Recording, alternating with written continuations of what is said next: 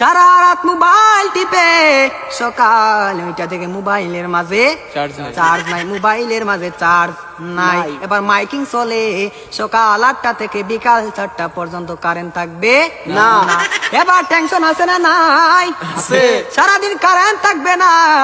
আর যদি কারেন্ট না থাকে আমার মোবাইলটা বন্ধ হয়ে যাবে, আর ওই পারে কথা বলা যাবে না। এবার ওই পার থেকে রাগ করবে কি করবে না?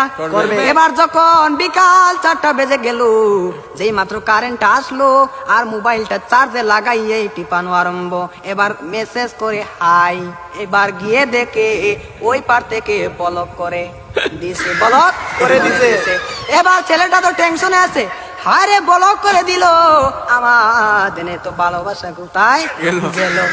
এবার 2 দিন পরে ব্লকটা খুললো, 2 দিন পরে ব্লকটা খুললো। এই 2 দিনের মাঝে ছেলেটার আরেকটা হয়ে গেছে, আরেকটা হয়ে গেছে। এবার মেয়েটা বলে তোমার সাথে আমি পালিয়ে যাব, আমাদের বাড়িতে মানবে না, চলো আমরা পালিয়ে যাই। আমি রাগ করেছিলাম, আমার রাগ তুমি কেন ভাঙ্গাও না? আর ছেলেটা রাগ কি ভাঙ্গাবে?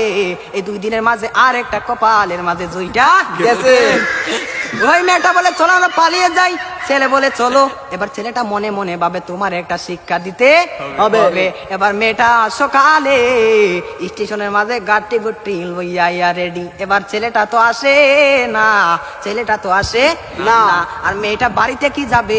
বাড়ির মাঝে 3 হাত লম্বা একটা চিঠি দিয়া পাইছে। পাশের গ্রামের রফিক মিয়ার সাথে পালিয়ে যাবে, বাড়িতে চিঠি দিয়ে যায়। আমি আর বাড়িতে মাঝে কোনোদিন আসবো না, তার নয় কার না, আমি আর কোনোদিন বাড়ির মাঝে আসবো না। আমি চলে গেলাম পাশের গ্রামের রফিক মিয়ার সাথে।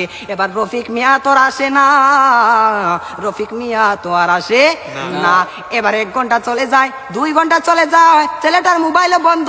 মেয়েটা তো আর বুঝার বাকি হলো না, আমাকে চলে গেল ছাড়িয়ে, আমাকে ফাঁকি দিল। এখন তো মরা ছাড়া আর কোনো উপায় নাই। পরের দিন সকালে মাইকের যাওয়া শোনা যায়, সকলে পড়ি ইন্না লিল্লাহি ওয়া ইন্না ইলাইহি রাজিউন।